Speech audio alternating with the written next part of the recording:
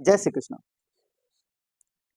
ગઈકાલે પહેલા ડેમો લેક્ચરમાં આપણે સિલેબસની વાત કરી કે સીસીઈ, પોલીસ, પીએસઆઈ જે ભવિષ્યની જે રણનીતિ રહેશે, કયા પ્રકારનું સિલેબસ રહેશે અને 20 દાખલા ગણિત અને રિઝનિંગના આપણે સોલ્વ પણ કરી બતાવ્યા. ટૂંક સમયમાં શોર્ટકટથી કઈ રીતે જવાબ લાવી શકાય. આજે તમને એ વાત કરી હતી કે સેકન્ડ ડેમોમાં સીસીઈમાં જે 15 ગુણનું અંગ્રેજી અને ગુજરાતી આવવાનું છે એને કઈ રીતે તૈયાર કરી શકાય અને સિલેબસ પ્રમાણે કઈ રીતે જઈ શકાય એના પ્રમાણે આપણા જે રણનીતિ બતાવશો. જે આ ડેમો લેક્ચર છે સીસીમાં કામ આવશે, પીએસઆઈમાં કામ આવશે અને પોલીસમાં પણ કામ આવશે. અથવા તમે કોઈ પણ પ્રકારની ભલે જીપીએસસીની કે યુપીએસસીની તૈયારી કરતા હો તો ત્યાં આ લેક્ચર તમને ખૂબ ઇમ્પોર્ટન્ટ નીવડશે એવી અમારી પૂરી ખાતરી છે. મહેનત આપણે કરવી પડશે, આપવું ના આપવું એ વિધાતાના હાથની વાત છે, પણ તોય છેલ્લી ક્ષણ સુધી આપણે કર્મ કરવું જરૂરી છે. સૌ પ્રથમ જે 15 ગુણનું સીસીમાં સિલેબસ રાખ્યું છે, કારણ કે હવે સિલેબસથી બહાર નહીં જાય એવી સરકારે ખાતરી આપી છે. સૌથી વધારે ફોકસ આપણે પહેલા સિલેબસ ઉપર કરવું પડે. બરાબર, જોઈ શકાય છે ગુજરાતીમાં એમ તો 20 કરતાં વધારે પ્રકરણ લખેલા હોય છે, પણ એમણે ઘટાડીને 12 પ્રકરણ આપણી સમક્ષ કરી દીધા છે. અંગ્રેજીમાં થોડાક અંશે શોર્ટ સિલેબસ જે હતું એ જાળવી રાખ્યું છે. એના પ્રમાણે જઈએ તો tenses, voice, narration, direct indirect જેને આપણે કહીએ, articles, noun, pronoun, adverb, preposition, phrasal verbs, transformation of sentence, one word substitution, synonyms, antonyms અને કમ્પ્રેન્શન, જમ્બલ્ડ વર્ડ્સ અને translation from English to Gujarati. એનો મતલબ એ થાય છે કે જે 10મા અને 12મા ધોરણમાં જે આપણે પૂછાતું હતું એવા અમુક ટોપિક અંદર એડ થઈ ગયા છે. કાળ વિશે તમે જાણતા હશો, ડાયરેક્ટ ઇનડાયરેક્ટ જાણતા હશો, આર્ટિકલ વિશે જાણતા હશો. એડવર્બનો મતલબ થાય છે ક્રિયા વિશેષણ, નાઉન એટલે નામ, પ્રોનાઉન એટલે સર્વનામ, વર્બ એટલે ક્રિયાપદ. એના વિશેની માહિતી છે. Preposition, phrasal verbs. અહીં થોડાક અંશે જોઈ શકાય કે તમને ક્યાંય કંજક્શન એવું લખેલું, સ્પેશિયલ લખેલું જોવા નથી મળતું. આપણે ધ્યાન કરજો. પણ જે લખ્યું છે ને જમ્બલ વર્ડ્સ એન્ડ સેન્ટેન્સ, આનો મતલબ કે તમને તોડીને વાક્ય આપેલું હોય, કઈ જગ્યાએ ભૂલ છે, A B C D 4 વિકલ્પ કરેલા હોય વાક્યને તોડીને, અથવા ઓબ્લિક કરીને લાઈન આપેલી પછી તમને કે ક્રમ પ્રમાણે વાક્યને ગોઠવો, તો એ બી જમ્બલ સ્ટ્રક્ચરમાં આવે છે. અને સ્પેશિયલ કંજક્શન ના લખેલા હોય તો આપણે સમજી શકો છો કે એનો ઉપયોગ ક્યાંક ને ક્યાંક સેન્ટેન્સની અંદર કરતા હશે એવું આપણે માની શકીએ. એક જે જીપીએસસીમાં આવતું હતું અને યુપીએસસીમાં કે ટ્રાન્સલેશન ઇંગ્લિશ ટુ ગુજરાતી, અને ગુજરાતીમાં જોઈ શકો છો કે અંગ્રેજી, ગુજરાતીમાંથી અંગ્રેજીમાં ભાષાંતર. આ તમે સંપૂર્ણ ક્યારે કરી શકો કે તમને કંજક્શન, પ્રિપોઝિશન, કાળ બધા પ્રકારની માહિતી હોય ત્યારે જ તમે કરી શકો છો. એટલે પહેલી પરીક્ષામાં તમે જોઈ શકો છો ખાલી 15 ગુણનું વેટેજ છે અંગ્રેજીનું, 15 ગુણનું ગુજરાતીનું છે. એટલે 30 ગુણની જગ્યા રોકે છે. ગુજરાતી આપણી માતૃભાષા છે એટલે આપણે સરળતાથી થોડાક અંશે ખબર પડી જાય અને આપણે વાંચી પણ શકીએ.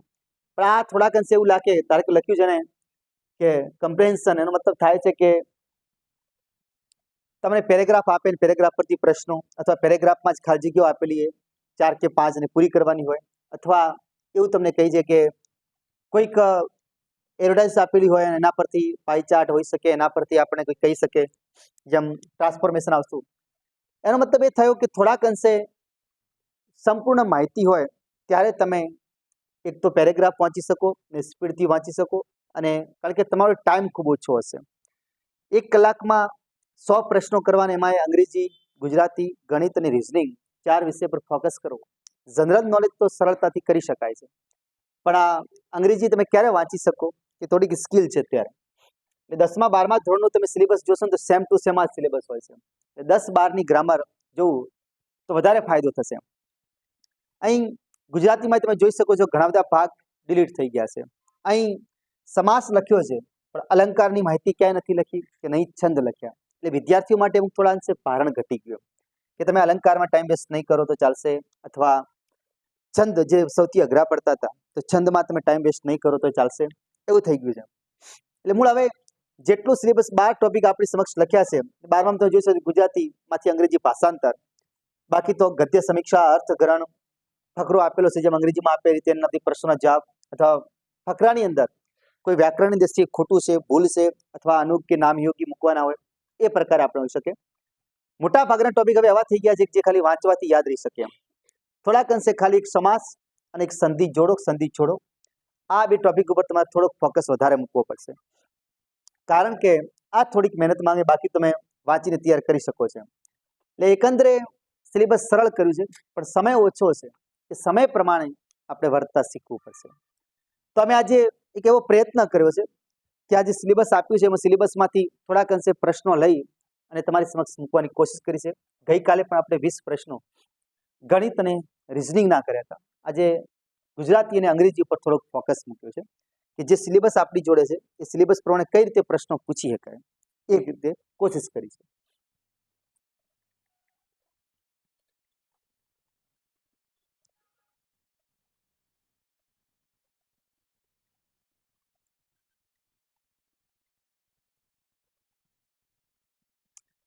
પહેલો જ પ્રશ્ન છે આપણી જોડે કે આપેલ શબ્દનો સાચો વિરુદ્ધાર્થી શબ્દ પસંદ કરો. 4 વિકલ્પ છે આપણી જોડે. મુફલીસ લખ્યું છે. હવે આપણે ગોખણપટ્ટી કેટલું કરીને કરી શકીએ, થોડાક અંશે ક્યાંક ક્યાંક આવા સૂત્રો કે વાંચન આપણું વિશાળ હોય તો આવા શબ્દો આપણી નજરમાં ઘણી વખત આવતા હોય છે, બરાબર. તો આનો મતલબ થયો કે મુફલીસનો અર્થ શું થાય છે એ આપણે ફોકસ કરશો તો આપણે થોડીક વધારે માહિતી મળશે. અહીં આપેલ શબ્દનો વિરુદ્ધાર્થી શબ્દ પસંદ કરો. તો મુફલીસ શું હોઈ શકે? તો મુફલીસ શબ્દ કોના માટે વપરાય છે? તો મુફલીસ ગરીબ માટે વપરાય છે. ને આપણે પસંદ કરવાનું કીધું છે કે વિરુદ્ધાર્થી શબ્દ પસંદ કરો. તો મુફલીસનો વિરુદ્ધાર્થી શું થઈ શકે? એટલે ઘણાના મગજમાં આવી જાય કે મુફલીસ અમીર ગણવો, તો આ ગરીબ ટીક કરવું. અહીં અર્કિંચન લખી દીધું, બાકી અકિંચન પણ ઘણી વખત આપેલું હોય છે, કિંચન અને અકિંચન. તો આપણે કહી દઉં કે મુફલીસનો અર્થ તો ગરીબ થાય છે, તો ગરીબનો સમાનાર્થી શબ્દ કીધો હોત ને તો આપણે આ ગરીબ ટીક કરી શકત. પણ આપણે એમ કીધું છે કે મુફલીસનો વિરુદ્ધાર્થી શબ્દ, એટલે જવાબ આવશે શ્રીમંત. ક્યાંક ક્યાંક આપણે કોઈક વસ્તુ વાંચન કરેલું હોય, સાંભળેલું હોય, તો આપણે એના અંશે તરત આપણે કહી શકીએ કે ભાઈ આવું સાંભળેલું છે, મુફલીસનો મતલબ ગરીબ થાય છે, તો ગરીબનો વિરુદ્ધાર્થી શબ્દ અમીર થાય તો શ્રીમંત થાય છે. તો પહેલા પ્રશ્નનો જવાબ આપણે આરામથી કહી શકો છો, શ્રીમંત.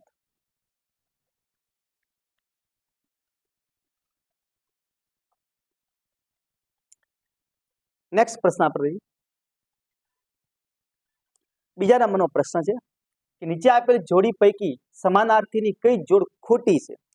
ઘણા લોકો વાંચતા નથી, સાચી છે ખોટી છે, પહેલા ખાલી જો સાચી કઈ, છેલ્લા સુધી પ્રશ્નને પહેલા વાંચો કે નીચે આપેલા જોડ પૈકી સમાનાર્થી શબ્દો જે આપેલા છે એ કઈ જોડ ખોટી છે. તો આનો અર્થ એ થયો કે 3 જોડ સાચી હશે, એક જ ખોટી હશે. તો આપણે શબ્દો વાંચેલા હોય, સાંભળેલા હોય કે પુનરાવર્તન કરેલું હોય તો તરત આપણે કહી શકીએ. ઘણી વખત આપણે શબ્દ સાંભળો છો કે અંશુ માળી, તો અંશુ માળીનો મતલબ સૂર્ય થાય છે અને અંશુનો મતલબ કિરણ થાય છે. આ ક્યાંક વાંચવામાં આપણે આવ્યું હોય તો સીધો હિસાબ થઈ શકે છે. એટલે આ જોડ તો સાચી છે કે કિરણ એટલે અંશુ થાય છે અને અંશુ માળી એટલે સૂર્ય થાય છે. આ આપણે ભણવામાં આવેલું છે. બી ઉપર જઈએ તો ઘી એટલે સરપી. તો ઘી જે આપણે ખાઓ છો, પીઓ છો, એનો મતલબ કે સરપા આકારનું હોય છે, તરત એ વહી જાય છે, તો એનું બી સમાનાર્થી શબ્દ બની શકે. થોડાક અંશે ક્યાંક વાંચેલું ને આપણે થોડીક ટેકનિક અપનાવી તો ઘી એટલે સરપી થાય છે. આ સીધો હિસાબ છે. આપણે ઘણી વખત આવું સાંભળો છો કે પાર્થને કહો ચઢાવો બાણ, હવે તો યુદ્ધ એ જ કલ્યાણ. તો પાર્થ મોટા ભાગે બાણ માટે પ્રખ્યાત. તો પાથે શબ્દ ભાથા માટે વપરાય, બાણનું જે ભાથું હોય ને એના માટે. તો પાથે એટલે ભાથું થાય, આ પણ સાચું છે. આનો મતલબ છે 3ની જોડ સાચી મળી ગઈ, ભલે ચોથી આપણે નથી આવડતી તોય જવાબ બની શકે છે, તો ટીક તો કરી જ દઉં. અહીં લખ્યું છે રક્ત ને સામે સમાનાર્થી જોડી વ્યાધિ લખી છે. રક્ત એટલે તો લોહી થાય, આપણું બ્લડ થાય, બરાબર. વ્યાધિ એટલે તો રોગ થાય. આ બે સમાનાર્થી શબ્દો નથી. રોગ થાય ત્યારે, ક્યારેક તકલીફ થાય ત્યારે લોહી નીકળે છે, બરાબર. આવું આપણે કહી શકીએ. એટલે આ જોડ ખોટી છે, એટલે આપણો જવાબ ફાઇનલી ડી આવશે કે સમાનાર્થી શબ્દોની કઈ જોડ ખોટી છે. એટલે બને એટલે એવા પ્રયત્ન કરો કે કદાચ સાચો જવાબ ના ટીક કરી, એક બે તમે જાણતા હો તો એના પરથી જવાબ બની શકે. કોણ બનેગા કરોડપતિની જેમ 50-50 આપણે કરતા શીખી જવું. તો આ તો બીજા પ્રશ્નનો જવાબ. નેક્સ્ટ ત્રીજો પ્રશ્ન, સમાસ ઓળખાવો. હવે તમે જોયું છે કે સિલેબસમાં એવું લખ્યું છે કે સમાસનો વિગ્રહ પણ તમારે જાણવું જરૂરી છે. સમાસની વ્યાખ્યા તમે જાણતા હશો તો ફટાફટ તમે સ્પીડથી કરી શકશો. અમારી શોર્ટકટ છે, સરળ રીત છે કે સમાસ બહુવ્રીનો મતલબ થાય છે જો બહુવ્રી આપણે શબ્દને પછી પકડીએ, આની વ્યાખ્યા જે થાય છે કે જે છે તે અથવા જે નથી તે, આવી રીતે થાય છે કે જે છે તે, જેમ કે આપણે કહીએ અનંત, તો અનંતનો મતલબ થાય જેનો કોઈ છેડો નથી તે, આપણે કહી શકાય છે, બરાબર. સહસ્ત્રબાહુ બંનેમાં આવે છે, જેને 1000 હાથ છે તે બહુવ્રી સમાસ પણ કહી શકાય, અને 1000 હાથનો સમૂહ તો આપણે દ્વિગુ સમાસ પણ કહી શકીએ. બહુવ્રીની વ્યાખ્યા શબ્દને તોડો તો જે છે તે અથવા જે નથી તે, આવી રીતે છૂટું પડતું હોય બહુવ્રી થઈ શકે. બીજા ક્રમે છે તત્પુરુષ. તત્પુરુષનો મતલબ થાય છે તેનો પુરુષ. આ અનુગ લઈને આવે છે. શબ્દને છૂટા પાડો તો નું છે, ની છે, ના છે, નો છે, માટે છે, કાજે છે, થી છે, વડે છે, એવી રીતે શબ્દોને છૂટા પાડવાથી તત્પુરુષ સમાસ બને છે, બરાબર. એનો મતલબ કે પહેલું નામ જે છે, પહેલું શબ્દ છે એ અનુગ લઈને આવે છે, માં છે, ની છે, થી છે, શબ્દને છૂટા પાડો ત્યારે, તો આની વ્યાખ્યા આ રીતે બની શકે. કર્મધારયમાં નિયમ છે કે પહેલો શબ્દ જે છે એ પહેલો શબ્દ હંમેશા આપણે શું બતાવે છે, તો કોઈ પણ વિશેષણની ઉલ્લેખ કરે છે. વિશેષણ, જેમ કે ઘનશ્યામ તો ગંધ રૂપી શ્યામ, શબ્દને છૂટો પાડો તો રૂપી જેવા તેવા એવા શબ્દોથી બનાવી શકાય. મહાદેવ તો મહાન એવા દેવ, તો કર્મધારય સમાસનો સિમ્પલ વ્યાખ્યા એ છે કે વિશેષણ આવી જાય છે આગળ. બહુવ્રીમાં કીધું જે છે તે, જે નથી તે. તત્પુરુષમાં કીધું નું, ની, ના, માં, આ બધા શબ્દો આવે છે, જેમ કે વરઘોડો તો વર માટે ઘોડો, બરાબર. વહુ ઘેલો તો વહુ માં ઘેલો, આ રીતે છૂટા પડતા હોય છે. કર્મધારયમાં કીધું કે મહાદેવ મહાન એવા દેવ, પહેલો શબ્દ વિશેષણ બતાવે છે, બીજો શબ્દ નામ બતાવે. મધ્યમ પદલોપીમાં નામ પ્રમાણે એવો ઉલ્લેખ હોય છે કે વચ્ચેનો પદ લોપ થયેલો હોય છે. જેમ કે આપણે કીધું શાંતિ નિકેતન તો શાંતિ આપતું નિકેતન, દવાખાનું તો દવા રાખવા માટેનું ખાનું, એટલે વચ્ચેનું પદ લોપ થયેલો હોય છે, બાકી બધું શબ્દ બેઠું જ હોય કે દવાખાનું તો અલગ પાડો તો દવા અલગ પડે, ખાનું દવા રાખવા માટેનું ખાનું. હવે આપણી જોડે છે ક્ષણભંગુર. ક્ષણ એટલે આપણે પળ કહીએ, થોડીક પળ માટે, જે થોડીક પળ માટે છે તે, જેનું કોઈ જ નક્કી નથી. સમાસ ઓળખાવો કીધું ક્ષણભંગુર, તો જે પળ માટે છે તે ક્ષણ માટે છે તે, તો હવે આપણે નક્કી કરી શકીએ કે વ્યાખ્યા જાણતા જવાબ બની ગયો આપણો. બહુવ્રી સમાસનું ઉદાહરણ છે, જે એક પળ માટે છે તે, જે ક્ષણ માટે છે તે, તર્થ તૂટી જાય, તર્થ નાશ પામી જાય, એને ક્ષણભંગુર કહેવાય. તો આપણો જવાબ બની ગયો ક્ષણભંગુર.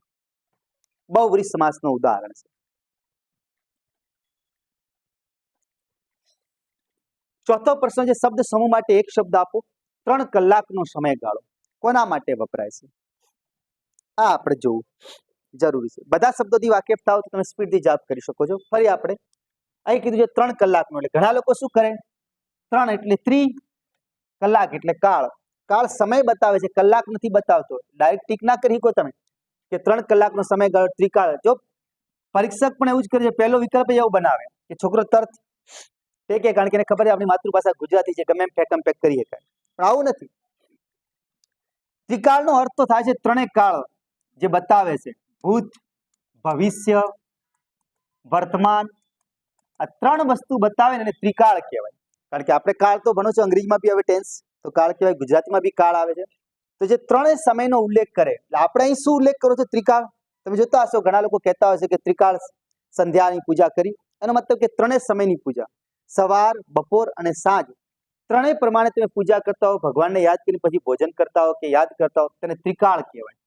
કે ત્રિકાળ સંધ્યા, ત્રિકાળની પૂજા જે તમે કહો છો, તો જે સવાર, સાંજ અને બપોર, ત્રણેય પ્રકારની રીતે ભગવાનની પ્રાર્થના કરીને પોતાનું કાર્ય કરતું હોય ને ત્રિકાળ કહેવાય, એટલે ત્રિકાળ સંધ્યા કહેવાય કે ત્રણેય પ્રકારનું આપણે પૂજા પાઠ કરો છો. તો આ ત્રિકાળ શબ્દ એના માટે વપરાય છે. પ્રહાર, આપણે કોઈ પર ઘા મારો છો તો એનો મતલબ એ પ્રહાર કહેવાય, તો ઘાનો ઉલ્લેખ કરે છે. પ્રહર, પ્રહરનો મતલબ થાય છે 3 કલાકનો સમય. આ આપણે યાદ રાખજો, જે ઘડી આવે છે જેમ કહીએ છીએ તો 3 કલાકના સમયને પ્રહર કહેવાય. આ 3 કલાકનો સમયગાળો છે. ચોઘડિયું, ચોઘડિયું 1.5 કલાકનું હોય, આ આપણે યાદ રાખજો. બધા શબ્દોથી આપણે વાકેફ થઈ ગયા. તો હવે આપણે સરળતાથી જવાબ ટીક કરવું તો આપણે આરામથી કરી શકીએ. ત્રણેય કાળનો સમયનો ઉલ્લેખ કરીને ત્રિકાળ કહેવાય, અને પ્રહાર જેના પર આપણે ઘા કરીએ છીએ એ પ્રહાર એટલે 3 કલાકનો સમયગાળો, અને ચોઘડિયો એટલે 1.5 કલાકનો સમયગાળો. નેક્સ્ટ પ્રશ્ન તરફ. કહેવતનો સાચો અર્થ જણાવો. 14મું રતન ચખાડો. જોરદાર છે, આપણે કહી શકીએ. ગામડામાં છોકરાઓના ઉપર એમના વાલિયા પ્રયોગ કરતા હોય છે. છોકરો ધમાલ કે તોફાન કરતો હોય ને, તેની માતા એને કહે દે કે આવા દે તારા પિતાને, તને 14મું રતન દેખાડું. હવે સમજી ગયા છો તમે.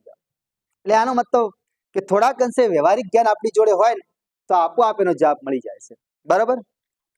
અહીં 14મું રતન કીધું છે. એવું ના કહેતા કે મને રામ રતન પાયો જી, આ એના પ્રમાણે નથી. આ 14મું રતન ચખાડવું એનો મતલબ કે પુષ્કળ માર મારવો, વધારે માર મારવો.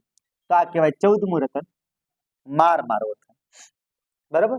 આ રીતે પણ આપણે જવાબ જો વ્યવહારિક જ્ઞાન ધરાવતા હો તો સરળતાથી ટીક કરી શકો છો. એટલે બને ત્યાં સુધી વ્યવહારિક જ્ઞાનમાં કહેવતોનો પ્રયોગ કરતા શીખો, એટલે તમે ગુજરાતી ભાષામાં સરળતાથી જવાબ ટીક કરી શકો. હવે તમે જોયું છે કે પરીક્ષાની બોડી એવું જ વિચારે છે કે જે છોકરા છોકરી વિદ્યાર્થીઓ સમજી ને તૈયારી કરે છે એ જ લોકો હવે સફળ થવાના છે.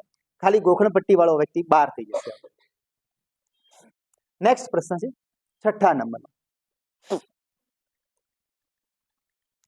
આપેલ વાક્યનો પ્રકાર જણાવો. પંખી ત્યાં ઉડતું હતું.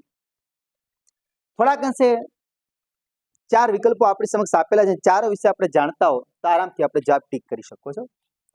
અહીં આપણે કીધું છે કે કર્તરી વાક્ય. તો કર્તરી વાક્ય કોને કહેવાય? તો કે જેમાં કર્તા સક્રિય હોય, કર્તા જાતે ક્રિયા કરતો હોય એને કર્તરી વાક્ય કહેવાય. રમેશ પાણી પીવે છે, રમેશ લેસન લખે છે, ગીતા ચોપડી વાંચે છે. તો જાતે જે ક્રિયા કરવા સક્ષમ હોય ને એ વાક્યને કર્તરી વાક્ય કહેવાય. બરાબર. વાત રહી કર્મણી વાક્ય. તો જેમ આપણે ઇંગ્લિશમાં એક્ટિવમાંથી પેસિવ બનાવો છો એ જ રીતે ગુજરાતીમાં કર્તામાંથી કર્તરીમાંથી કર્મણી બનાવો છો. ધારો કે આપણે એમ કહીએ કે રમેશ ચોપડી વાંચે છે, આ કર્તરી વાક્ય છે. રમેશ ચોપડી વાંચે છે, કાળમાં કોઈ ફેરફાર ન થવો જોઈએ. તો હવે આનું આપણે પેસિવ જ બનાવો એટલે કર્મણી બનાવો. શું બનશે? રમેશથી ચોપડી વંચાય છે. ત્યાં કર્તાનો જાતે ઉલ્લેખ હતો કે જાતે ક્રિયા કરે છે. અહીં કોકના કહેવાથી કરે છે, મમ્મી પપ્પાના ડરથી. એટલે કર્તા નિષ્ક્રિય બની જાય છે. રમેશથી ચોપડી વંચાય છે, રમેશ દ્વારા ચોપડી વંચાય છે. તો એ કર્મણી વાક્ય હોત. આનો મતલબ કે આ કર્મણી વાક્ય નથી. બરાબર. પ્રેરક અને ભાવે વાક્ય. તો પહેલા ભાવે વાક્યની વાત કરીએ. તો આપણે હમણાં વાક્ય જે કીધું કે એનું ગુજરાતી કર્મણી શું થાય? રમેશથી ચોપડી વંચાય છે. રમેશથી ચોપડી વંચાય છે. આ કર્મણી વાક્ય છે. કર્તરી વાક્ય કયું? રમેશ ચોપડી વાંચે છે. ને રમેશથી ચોપડી વંચાય છે, આ કર્મણી વાક્ય. એનું ભાવે વાક્ય બનાવો એટલે કર્મણી વાક્યમાંથી કર્મ દૂર કરી દો એટલે ભાવે બની જાય. રમેશથી વંચાય છે, પણ શું વંચાય છે એ નક્કી નથી. લેટર વાંચે છે, પેપર વાંચે છે, પણ ચોપડીનો ઉલ્લેખ નથી. એટલે રમેશથી વંચાય છે. કર્મણી વાક્યમાંથી કર્મ દૂર કરી દો એટલે આપોઆપ ભાવે વાક્ય બની જાય. પ્રેરક વાક્યનો મતલબ એ થાય છે કે કોકની પ્રેરણાથી એ કામ કરવામાં આવે છે. તો આનો મતલબ આપણે એમ કહીએ કે રમેશનો જો ઉપયોગ કરવો હોય અને પ્રેરણા અપાવી હોય તો બીજા દ્વારા. શિક્ષક રમેશ પાસે ચોપડી વંચાવે છે. તો આ પ્રેરક વાક્ય થઈ. કારણ કે રમેશ જાતે નથી વાંચતો, રમેશને આવડતું નથી. કોકના કહેવાથી કાર્ય થાય ને પ્રેરક વાક્ય કહેવાય, પ્રેરણા આપી કહેવાય. આ ખાસ યાદ રાખજો. તો 4 પ્રકારના વાક્યનું આપણે સરળતાથી થઈ ગયું. જે વાક્યમાં કર્તા સક્રિય હોય, કર્તા જાતે ક્રિયા કરવા સક્ષમ હોય તો એનો મતલબ એ થયો એ કર્તરી વાક્ય છે. જેમાં કર્તાને થી કે વડે કે દ્વારા શબ્દ લાગે અને ક્રિયાપદ ચેન્જ થઈ જાય, વાંચે છે એની જગ્યાએ વંચાય છે થઈ જાય તો કર્મણી વાક્ય છે. અને કર્મણી વાક્યમાંથી કર્મને દૂર કરી દો તો એ ભાવે વાક્ય બની જાય. અને પ્રેરક વાક્ય એમ કે છે કે બીજા એક વ્યક્તિનો કોઈ ઉલ્લેખ હોય, કોઈના ડર, કોઈ દબાણ કાં તો કોઈની પ્રેરણા હોય. શિક્ષક રમેશ પાસે ચોપડી વંચાવે છે તો આનો મતલબ થયો કે આ આપણું પ્રેરક વાક્ય. તો અહીં તો લખ્યું છે પંખી ત્યાં ઉડતું હતું. તો પંખીને કોઈ કહે છે? પંખી જાતે ઉડે છે, પોતે સ્વતંત્ર છે. એનો મતલબ કે પંખી ત્યાં ઉડતું હતું. આ વાક્યનો જવાબ બને છે કર્તરી વાક્ય. એ વિકલ્પ સાચો છે. કર્તરી વાક્યનો ઉદાહરણ છે. જાતે ક્રિયા કરવા સક્ષમ છે એટલે એ વિકલ્પ આવે કર્તરી વાક્ય. આ લિંક મૂકેલી છે, તમે ઘેર જોઈ શકશો. લખાણ લખવું તો સાઈડ ઉપર લખી શકશો. પબ્લિક કરેલું છે વિડીયો, ચિંતા ન કરતા. 7મા નંબરનું વાક્ય છે અંગ્રેજી આવે. નીચે દર્શાવેલ શબ્દ સમૂહનું અંગ્રેજીમાં યોગ્ય ભાષાંતર કરો. નીચે દર્શાવેલ શબ્દ સમૂહનું અંગ્રેજીમાં યોગ્ય ભાષાંતર કરો. તો લખ્યું છે અધિકારનો અંત. અધિકાર આપણે જાણો છો ઘણા બધા પ્રકારના અધિકારો છે. બંધારણમાં બી મૂળભૂત અધિકાર આવે છે ભાગ 3 માં. પેલા 7 પ્રકારના મૂળભૂત અધિકારનો ઉલ્લેખ હતો, પછી એક નીકળી ગયો 44માં સુધારાથી સંપત્તિનો અધિકાર, તો 6 રહ્યા. એટલે આપણે થોડાક અંશે જાણતા હો કે અંગ્રેજીમાં ક્યાંક શબ્દ સાંભળેલો હોય ફંડામેન્ટલ રાઇટ્સ અને એક ફંડામેન્ટલ ડ્યુટીઝ આવે. ફંડામેન્ટલ રાઇટ્સનો મતલબ થાય છે મૂળભૂત અધિકારો અને ફંડામેન્ટલ ડ્યુટીઝનો મતલબ થાય મૂળભૂત ફરજો. તો આવું જ કંઈક શબ્દ સાંભળ્યો હશે જ, એનો મતલબ થયો કે રાઇટ શબ્દો આવતો હશે. અંગ્રેજીમાં બી એક કહેવત છે માઇટ ઇઝ રાઇટ. થોડાક અંશે અંગ્રેજીમાં શબ્દ સમૂહ જાણતા શીખવું પડશે તમારે. તો માઇટ ઇઝ રાઇટ નો મતલબ થાય મારે એની તલવાર. આ અંગ્રેજી શબ્દ સમૂહ છે. તો ત્યાં બી આવે છે કે હક કોને છે, અધિકાર કોને છે. મારે એની તલવાર તો જે બળિયો છે, બળવાન વ્યક્તિ છે, બળિયાના 2 ભાગ. તો એવા શબ્દોથી ક્યાંક વાકેફ થયેલા હો તો તમે દરેક રીતે સ્પીડથી કરી શકો. કાં તો તમને અંગ્રેજીના સ્પેલિંગનું ગુજરાતી ખબર હોવું જોઈએ. એબ્યુઝનો મતલબ થાય છે દુરુપયોગ કરવો. એબ્યુઝ ઓફ ઓથોરિટી, પાવરનો દુરુપયોગ કરવો ને એબ્યુઝ ઓફ ઓથોરિટી કહેવાય. બીજું છે એક્સેમ્પશન ઓફ રાઇટ. તો આનો મતલબ થાય છે કે તમે અધિકારને માન્યતા આપો છો. રેડી? એક્સટિંક્શન ઓફ રાઇટ, તો એનો મતલબ થાય છે કે અધિકારોનું સમાપ્ત થવું, અધિકારનું પૂરા થવું. આપણે ધ્યાન કરજો. તો આપણો જવાબ બની ગયો એક્સટિંક્શન ઓફ રાઇટ. એનો મતલબ થાય છે કે અધિકાર પૂરા થવા, અધિકાર સમાપ્ત થવા, અધિકારનો અંત આવવો. તો એનો બેઠો જવાબ રાઇટથી મળી ગયો. 2 વિકલ્પમાં રાઇટ હતું જ નહીં. એબ્યુઝ ઓફ ઓથોરિટી ત્યાં પાવરની વાત હતી, એક્સેમ્પશન માન્યતા, અને એક્રિડિએશનનો મતલબ થાય છે ખાલી માન્યતા. રેડી? તો આનો મતલબ થાય છે સી વિકલ્પ કે અધિકારનો અંત. એટલે બને એટલી કોશિશ કરો કે વધુમાં વધુ અંગ્રેજી શબ્દનો પ્રયોગ કરતા શીખો, અથવા બેઠા હો ત્યારે ફ્રી ત્યારે અમુક શબ્દો જોતા શીખો. તો તમે એનું ગુજરાતી જાણતા હશો તો સ્પીડથી તમે વાક્ય કરી શકશો અને પૂરા માર્ક્સ મેળવી શકશો. આગળનો પ્રશ્ન છે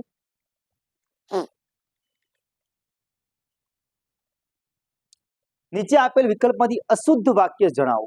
અશુદ્ધ વાક્ય શોધવાની વાત કરી છે કે કયું વાક્ય ગલત હોઈ શકે. પહેલું વાક્ય લખ્યું છે મગન આને જેલના સળિયા જોયા લાગતા નથી.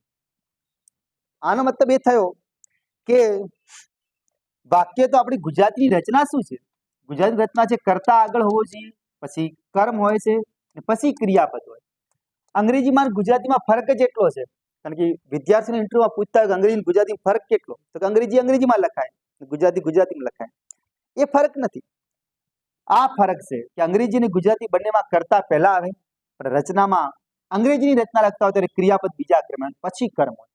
જ્યારે ગુજરાતીમાં કર્તા પછી બીજું સ્થાન કર્મનું હોય છે, ત્રીજા અંશે ક્રિયાપદ હોય છે. એટલે અહીં જો થોડાક અંશે જોવા જાવ તો મગન આને જેલના સળિયા જોયા લાગતા નથી.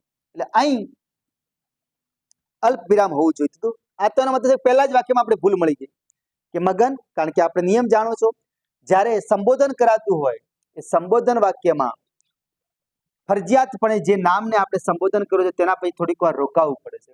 જેમ કે આપણા પિતા આપણે કહેતા બેટા પાણી લાવ, આજ્ઞાંકિત વાક્ય હોય તો એનો મતલબ એ થાય કે ત્યાં નામ પછી તરત અલ્પ વિરામ હોવું. એટલે કોઈક વ્યક્તિ કહે છે કે મગન આને જેલના સળિયા જોયા લાગતા નથી. પહેલું જ વાક્ય ખોટું છે. 2-3 જણાએ માર પણ ખાધો, આ વાક્ય સાચું જ છે ઓલરેડી. તમારે શી ચિંતા છે એવું ના વિચારતા તમારે શું ચિંતા છે. ચિંતા સ્ત્રીલિંગ છે એટલે સી આવે છે, ધ્યાન કરજો. તમારે શી ચિંતા છે વાક્ય સાચું જ છે. જ્યાં શરમ છે ત્યાં સિદ્ધિ છે, સિદ્ધિ એટલે પરિશ્રમ છે. જ્યાં શરમ છે ત્યાં કિસ્મત છે, નસીબ છે, સિદ્ધિ છે. તો શબ્દ સાચો જ છે. એટલે આનો અર્થ થયો કે પહેલો વાક્ય ગલત છે. મગન આને, આની જગ્યા આણે લખો તો બી ચાલે. ગુજરાતીમાં આણે શબ્દ બોલાય છે, અણવ. આને જેલના સળિયા જોયા લાગતા નથી. એટલે આનો મતલબ પહેલો વિકલ્પ આપણો સાચો જવાબ છે. વાક્ય માટે અશુદ્ધ વાક્ય છે. નેક્સ્ટ પ્રશ્ન છે 9મા નંબર. તો આપણા સિલેબસમાં સંધિ, જોડણી આ બધું છે જ ઓલરેડી. તો નીચેનામાંથી સાચી જોડણી કઈ છે એ લખી બતાવો. હવે ઘણી વખત આપણે એવું પણ બનતું હોય છે કે આપણે 4 વિકલ્પો જોઈએ ને એટલે આપણે ખુદ ગભરાઈ જાવ છો, જવાબ કયો ટીક કરવો. આપણે દ્વિધામાં આવી જાવ છો. એટલે હું તો સરળ ઉપાય એક કહું છું, બને એટલે આપણે પ્રયોગ કરવો કે સાહેબ બોલે છે ને આપણે જો લખતા હોત તો આ શબ્દ કઈ રીતે લખત. તો હું તો એમ માનું કે સાહેબ બોલતા હોય ને આપણે બોલીને પેરેગ્રાફ લખાવતા હોય તો આપણે લખતા હોય તો આવું ચાલુ કરે કે બાણાસુર, બસ. તો આનો અર્થ એ થયો કે આપણો જવાબ લખતાની સાથે જ ખબર પડી ગઈ, બરાબર ના બને? 4 વિકલ્પમાંથી જવાબ ટીક કરો તો સીધો હિસાબ છે કે આવી રીતે લખત, તેનો મતલબ કે એ વિકલ્પ જવાબ બની ગયો, બાણાસુર. હવે લખવાની તમે કોશિશ કરી કોઈ સાહેબ બોલતા તમે શું લખત? આવું લખત કે બાણાસુર. ખાલી સુર આવે ને, સુર એટલે અવાજ, એમાં દીર્ઘ આવે છે, પણ 4 અક્ષરની જોડણી હોય તો છેલ્લા અક્ષર પર કે એનાથી આગળના અક્ષર પર બને એટલે સ્વ વધારે આવતું. આ યાદ રાખવું, તો બાણાસુર. તો આનો જવાબ બની ગયો 9મા નંબરના પ્રશ્ન. 10 નંબરનો પ્રશ્ન છે, નીચે આપેલ સંધિ વિગ્રહ પૈકી કયો અયોગ્ય વિકલ્પ છે, પસંદ કરો. તો અહીં ખોટો વિકલ્પ કયો છે? અને મતલબ 3 સાચા હશે અને 1 ખોટો હશે. સંધિના નિયમો ટફ છે, ટફ નથી, પણ આપણે શું પ્રયોગ નથી કરતા, છોડી દો છો સાહેબ કે નહીં આવડે, થોડા વધારે નિયમો છે ને એટલા માટે. પણ જો ડેલી રૂટીનમાં એનું પ્રેક્ટિસ કરતા હોય, ડેલી એક એક બે બે નિયમ જોતા હોય તો આપણા મગજમાં આવી જાય, આપણે સાચો જવાબ ટીક કરી શકો. 4 વિકલ્પો હોય છે. અહીં ઉત વત્તા 4 લખેલું છે, તો સંધિમાં નિયમ છે કે છેલ્લો શબ્દ જે આગળ જોડો છો, પહેલો જે શબ્દ અલગ પાડો છો ને ત પછી ચ આવતો હોય તો આ ત નો અડધો ચ થાય છે. ઉચ્ચાર, આ સંધિ સાચી છે, કોઈ ખોટી નથી. અહીં લખેલું છે ઉચ્ચાર, તો હવે પેલી જોઈ તો આ જો ખબર પડી જ જાય.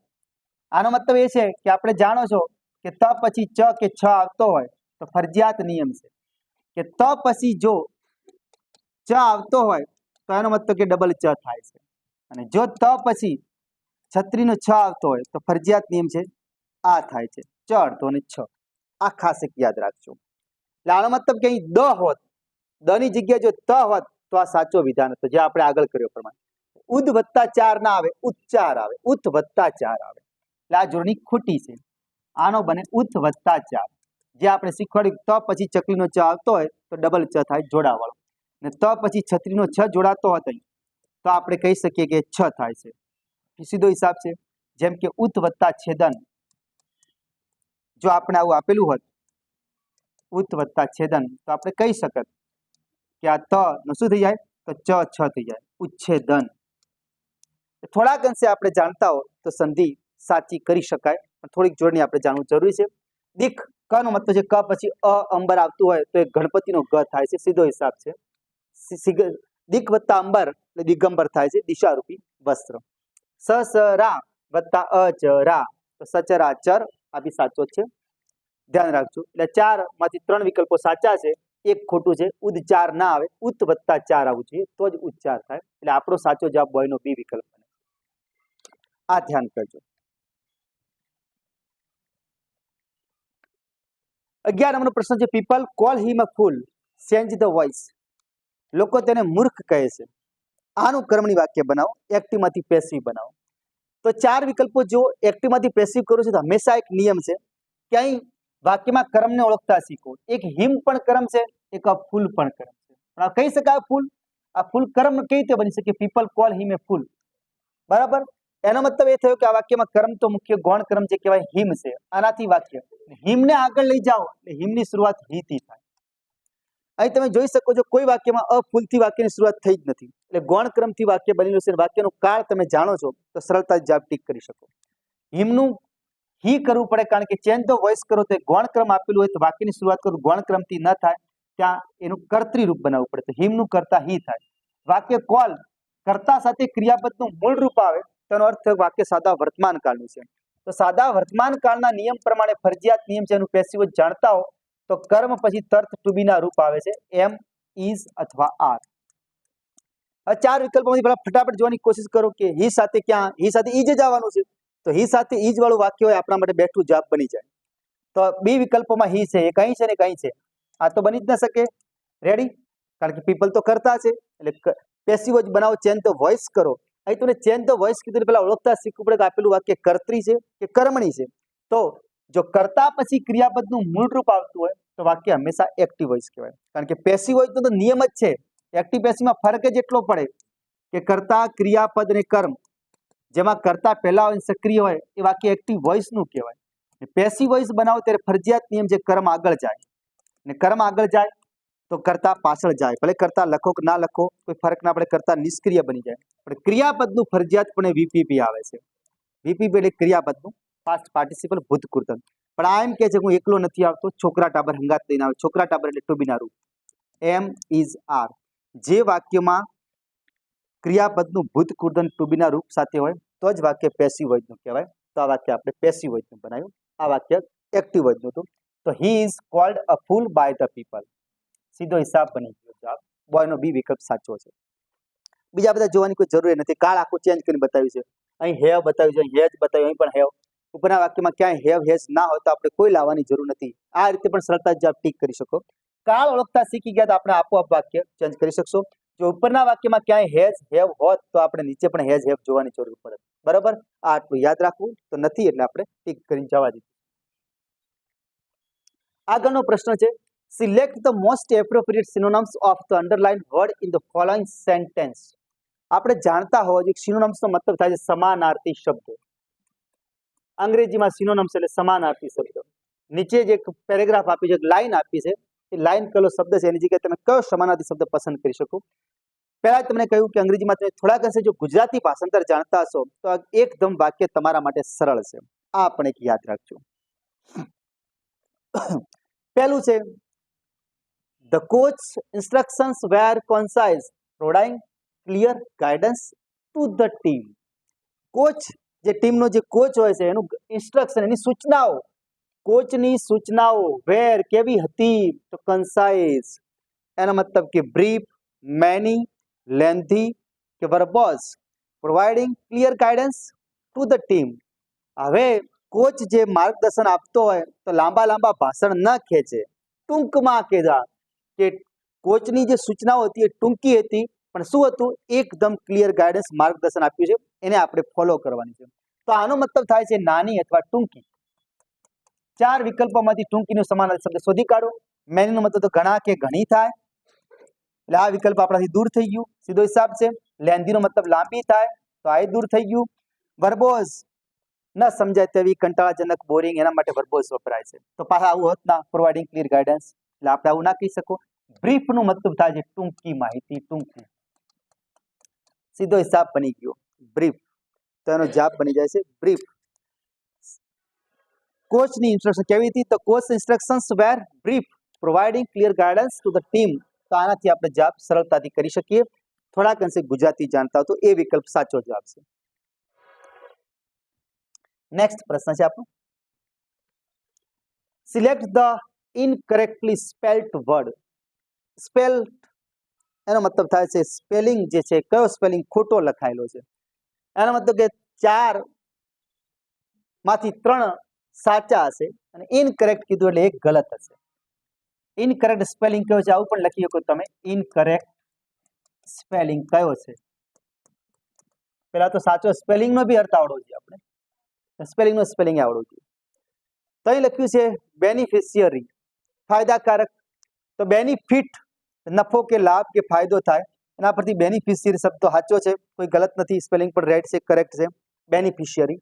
પછી લખ્યું છે બલાડ, ગુજરાતી ભાષામાં જે આપણે આવે છે લોકગીત, બલાડ એને કહેવાય, સાચો છે જવાબ લોકગીત, કોઈ હે જ નહીં. અહીં છે ટેસ્ટિમોનિયલ. ટેસ્ટિમોનિયલ તમે યાદ કરો, એક આ ટેસ્ટ આવે છે,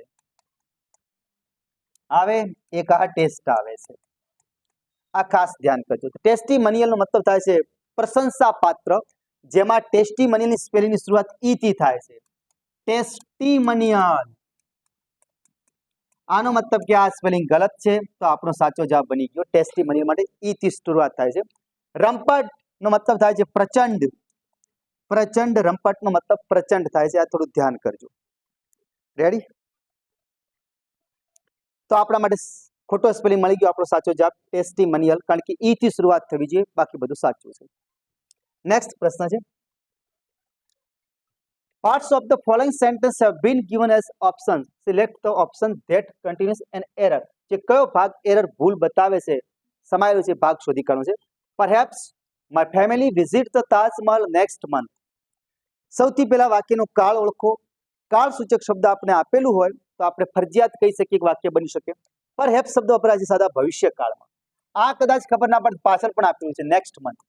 આવતા મહિને મારી ફેમિલી, મારો પરિવાર તાજમહેલની મુલાકાત લેશે, તાજમહેલ જોવા જશે. તો આપણે સીધો હિસાબ છે, 4 વિકલ્પ આપેલા, નેક્સ્ટ મંથ તો સમય, કોઈ સ્પેલિંગ ખોટો હે નહીં, આ તો સાચો છે. ભવિષ્યકાળનું વાક્ય તો આવી શકે. માય ફેમિલી વિઝિટ, તો આપણે જાણો છો કે સાદા ભવિષ્યકાળની જે રચના બને છે સાદા ભવિષ્યકાળની રચનાનો નિયમ છે ફરજિયાતપણે હંમેશા કાળમાં જ એરર હશે કાં તો સમયસૂચક શબ્દ એવું ખોટું હોય પણ સમયસૂચક શબ્દ સાચો છે પરફેક્ટ રીતે જો વાક્ય સાદા વર્તમાન કાળનું હોત તો ફેમિલીને એક વચન ગણવામાં આવે વિઝિટ સાથે એસ લાગેલું હોત પણ વિઝિટ એક વચન આપ્યું છે એનો મતલબ કે મૂળ રૂપ આપ્યું છે તો વિઝિટ સાથે શેલ કે વિલ હોવું જોઈએ આ વાક્ય એમ બને my family will visit my family will visit એટલે આનો મતલબ કે બી વાળા ભાગમાં ખોટું છે મોટા ભાગે ક્રિયાપદ વાળું ભાગ જ કાં તો પ્રીપોઝિશન હોય એ ભાગ ખોટું હોય એટલે આવી રીતે પસંદ કરતા શીખો તો ક્રિયાપદ વાળો ભાગ ખોટો છે એટલે આપણા જવાબ પ્રમાણે ખોટો ભાગ શોધવાનો છે તો બી વિકલ્પ વાળો ખોટો છે માય ફેમિલી સાથે વિલ વિઝિટ આવવું જોઈએ જે આપેલું નથી સાદા ભવિષ્યકાળની રચના પ્રમાણે એ રીતે આપણે સિલેક્ટ કરશું નેક્સ્ટ પ્રશ્ન છે select the word segment which substitutes the bracketed and completes the sentence meaningfully ઘણાને તકલીફ એ પડે છે અંગ્રેજીમાં સૂચના જ નથી વાંચી શકતા એટલે વાક્ય શું કહેવા માંગે છે એ જ આપણે નહીં વાંચી શકતા મેન વસ્તુ આ છે એટલે એના માટે થોડો મહાવરો જરૂરી છે થોડીક પ્રેક્ટિસ કરો એવું કહેવા માંગે છે કે કૌંસમાં જે શબ્દ લખ્યો છે એ થોડાક અંશે એની જગ્યાએ બીજો કયો શબ્દ લખીએ કાંઈ બેઠો તો એ સાચો પડી શકે તો હંમેશા મિત્રો યાદ રાખવું કે સિન્સ શબ્દ વપરાય એક સિન્સ આવે છે અને એક ફોર આવે છે સિન્સ ચોક્કસ સમય બતાવે છે ફોર સમયગાળો બતાવે છે તો સિન્સ અને ફોર વાળું વાક્ય હોય તો સૌથી પહેલા એને હંમેશા ચાલુ પૂર્ણ વર્તમાન કાળ પ્રમાણે પસંદ કરતા શીખો ચાલુ પૂર્ણ વર્તમાન કાળ ચાલુ પૂર્ણ વર્તમાન કાળ વિકલ્પમાં ના હોય તો જ ખાલી પૂર્ણ વર્તમાન કાળ ઉપર જવું કારણ કે આ બે શબ્દોની ખાસિયત છે સિન્સ અને ફોર પસંદ કરો ત્યારે આ રીતે પસંદ કરતા શીખો સિન્સ અને ફોર પહેલા ચાલુ પૂર્ણ વર્તમાન કાળને પ્રાયોરિટી આપી એ વિકલ્પમાં ના હોય તો પૂર્ણ વર્તમાન કાળ ઉપર જવું તો ચાલુ પૂર્ણ વર્તમાન કાળ કઈ રીતે બને તો આપણે જાણો છો કે કરતા પછી હેઝ અથવા હેવ અને પછી બી ના આવે અને પછી ક્રિયાપદને આઈએનજી આવે આવી રચના હોય એના પ્રમાણે આપણે જોવાનું છે તો સીધો હિસાબ છે કે આઈ એમ હિયર સિન્સ 1999 તો વોઝ હિયર ના આવે હેઝ બીન હિયર કારણ કે આઈ સાથે હેઝ બીન ના આવે આઈ સાથે હંમેશા હેવ આવે આપણે એ બી ખબર હોવી જોઈએ એક વચનનો કરતા હોય હી સી ઈટ અથવા કોઈ પણ એક વચનનું નામ તો એની સાથે હેઝ આવે અને આઈ છે વી છે યુ છે ધે છે અથવા બહુવચનનું કોઈ પણ નામ છે તો એમની સાથે હંમેશા હેવ આવે તો આપણે ચાર વિકલ્પમાંથી પસંદ કરું હતું હેવ બીન કે હેઝ બીન પણ આઈ સાથે આઈ કૌંસમાં નથી એમ હિયર કૌંસમાં કૌંસનો ભાગ દૂર કરવાનો છે આઈ સાથે હેવ આવવું જોઈએ જે વિકલ્પમાં ખાલી અહીં જ છે આઈ હેવ બીન હિયર આવો ભાગ મૂકો એટલે આપણો જવાબ સાચો થઈ જાય તો આ રીતે સરળતાથી જવાબને ટીક કરી શકાય ફટાફટ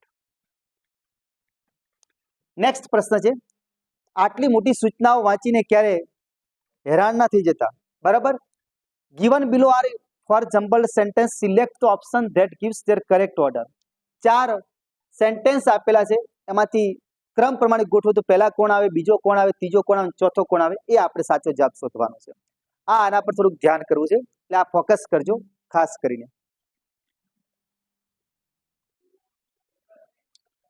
તો આપણે જોઈ શકો કે કઈ રીતે સિલેક્ટ કરવા ચારમાંથી કયું વાક્ય પહેલા આવી શકે તો થોડાક અંશે જો આપણે વિચારીએ તો જે કે ઇફ વાળું વાક્ય ઇફ પણ વાક્યની શરૂઆતમાં આવી શકે લાસ્ટ વેડનેસડે શરૂઆતમાં આવી શકે બાય ફ્રાઈડે મોસ્ટલી બધા શબ્દો આપણે એવા લાગતા હોય પણ આ પેરેગ્રાફમાં જે ચાર સેન્ટેન્સ છે શેના વિશે વાત કરવા માંગે છે ને એ શબ્દ પકડતા આવડી જાય આપણે ખબર પડી જાય અહીં if infected people do not get help એના મતલબ જેને ચેપ લાગે છે લોકોને મદદ નહીં થાય પણ શેનો ચેપ આપણને ખબર નથી એનો અર્થ એ થઈ ગયું કે એ તો પહેલા આવશે નહીં બીમાં વાત કરી છે corona corona is a disease which causes cough and breathing problems તો કે કોરોના એક એવો રોગ છે જે આપણે શ્વાસોશ્વાસમાં તકલીફ કરે અને કફની તકલીફ કરે last Wednesday 5 people were infected in my town ગયા બુધવારે 5 લોકો મારા શહેરમાં એનાથી અસરગ્રસ્ત થયા by Friday the number increase to 149 તો એક નક્કી થઈ ગયું કે આ વાત કોરોના વિશે કરવામાં આવે છે એટલે સીધો હિસાબ છે કે આપણે કહેશો કે ભાઈ બી વિકલ્પ વાળું પહેલા બનશે આપણી જોડે તો બી પહેલા આવશે તો ચાર વિકલ્પોમાં જો કાઢું બી કઈ કઈ જગ્યાએ પહેલા છે તો કઈ જગ્યાએ પહેલા છે અને કઈ જગ્યાએ પહેલા છે એટલે આનો અર્થ એ થયો કે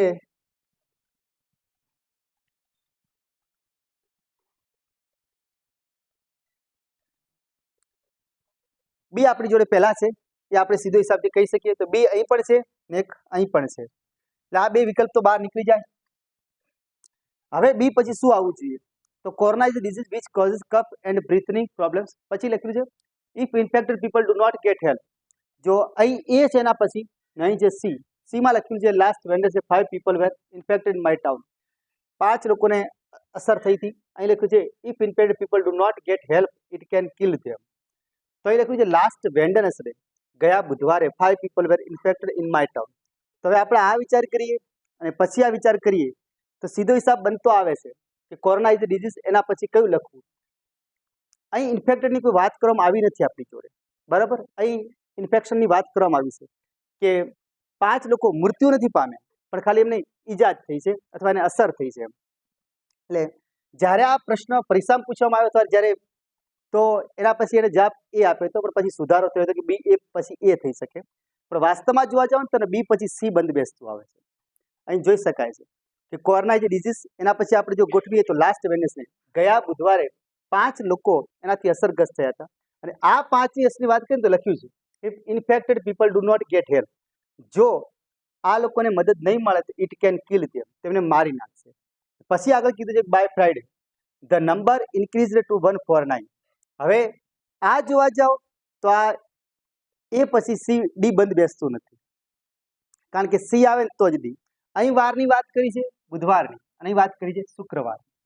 તો સીધો હિસાબ થઈ જાય કે એનો જવાબ જો ગોઠવા જાવ તો બી પછી સી બને છે, પછી ડી બને છે, પછી એ બને છે, બરાબર. અહીં વાત કરી 5ની વાત કરી ને આ નંબર વાત કરી 149. 149 શુક્રવાર સુધી થઈ ગયા છે. તો પછી એના પછી ડી બંધ બેસતો આવે છે એટલે જવાબ સિલેક્ટ થાય છે આ, બરાબર. વાક્યને ગોઠવતા આવડવું જોઈએ. પહેલા આપણે નક્કી કર્યું કોરોના વિશે, પછી શું કરવું આપણે કન્ફ્યુઝનમાં આવી જાઓ કે આ જ લખવું કે આ જ. તો બંને વાક્યો એકબીજા સાથે કમ્બાઈન છે, જોઈન છે. આ બુધવારની વાત થઈ ને આ શુક્રવારની વાત થઈ. બુધવારે આટલા થયા, શુક્રવારે આટલા થયા એટલે સીધો હિસાબ બની ગયો કે આ જ આવવું જોઈએ બી એ સી ડી. ક્રમ પ્રમાણે ગોઠવો તો વાક્ય આ બને સાચો જવાબ. રેડી? નેક્સ્ટ પ્રશ્ન છે select the most appropriate option to fill in the blank. યોગ્ય વિકલ્પ પસંદ કરો. The old man distributed his property. એક વૃદ્ધ માણસે પોતાની જે પ્રોપર્ટીથી સમૃદ્ધિ હતી એનું વહેંચણી કરી. પણ કઈ રીતે કરી? His 10 grand children equally. 10 પૌત્ર હતા, એમની વચ્ચે બરાબર સમાન ભાવે વહેંચણી કરી. તો હવે આપણે સીધો હિસાબ વિચારતા જાઓ કે ખાલી જગ્યા આપેલી હોય અને ખાલી જગ્યા પછી કોઈક વહેંચણીની વાત હોય તો એક શબ્દ બેસતો આવે બિટવીન અને એક આવે એમાં.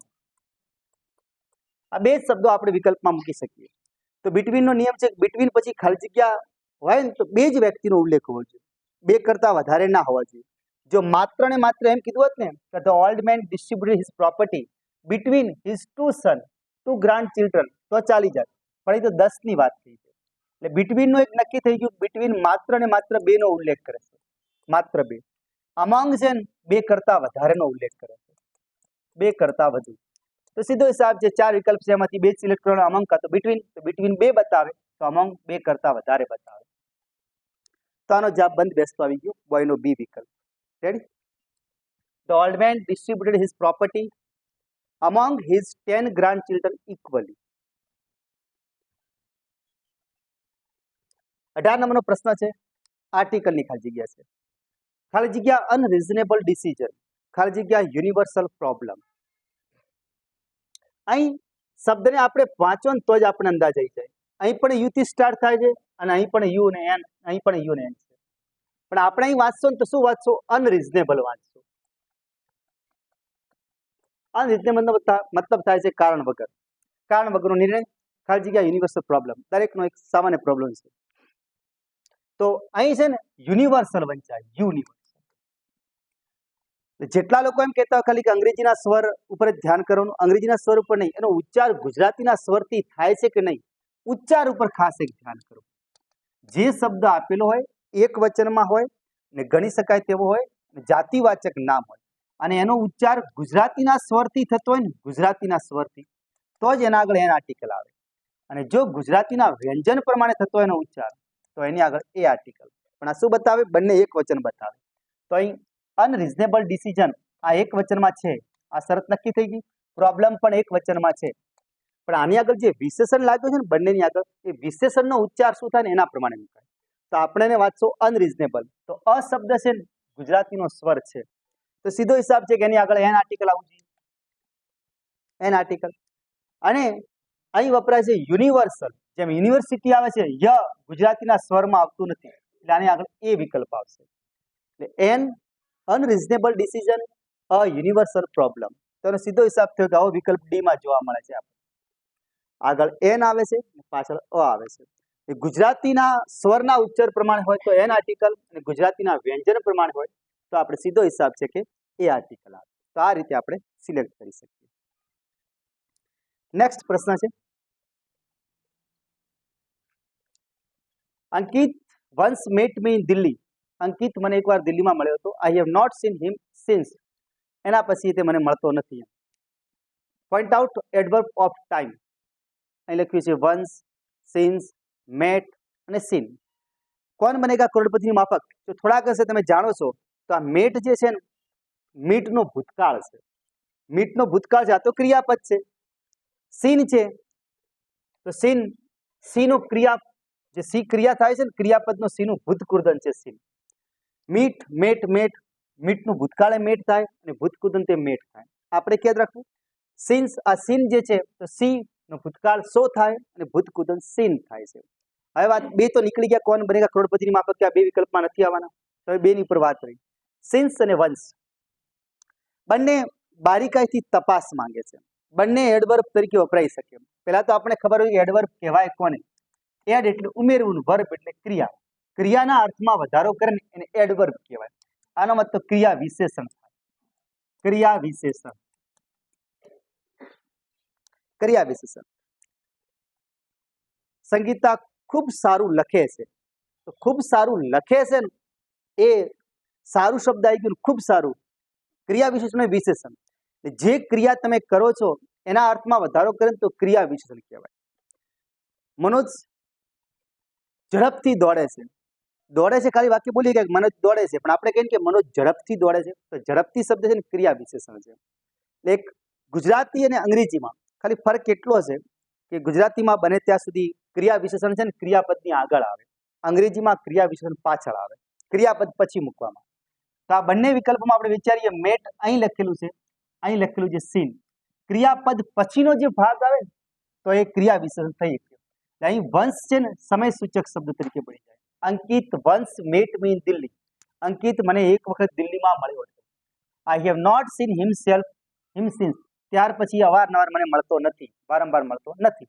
તો અહીં જે સિન્સ શબ્દ વપરાય, જો આ જ વંશ ક્રિયાપદ પછી હોત ને તો વંશ પણ એડવર્બ બની શકે, પણ આ ક્રિયાપદની આગળ આવી ગયું એટલે સમય સૂચક શબ્દ છે. આ પાછળ જે ક્રિયાપદની પાછળ એટલે સિન્સ ક્રિયા વિશેષણ તરીકે વપરાઈ શકે.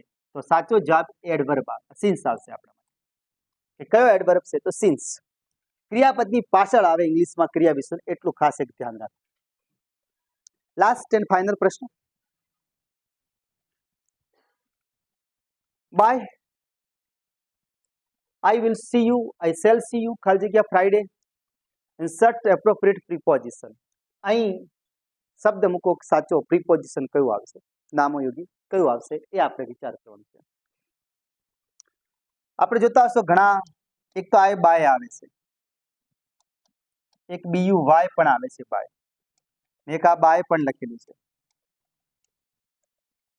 થોડાક અંશે વિચારી શકાય. ને ઘણા પેલાને બાય વચ્ચે છે, વાસ્તવમાં બે વંચાય. Bay of Bengal, B A Y હોય તો આ બે જે છે ને ખાડી કહેવાય. બે ઓફ બેંગાલ એટલે બંગાળની ખાડી, બરાબર. આ બાય પ્રિપોઝિશન વપરાઈ શકે, થી, દ્વારા, વડે, આ શબ્દ આવી શકે. આ ક્રિયાપદ છે, બાય એટલે ખરીદવું.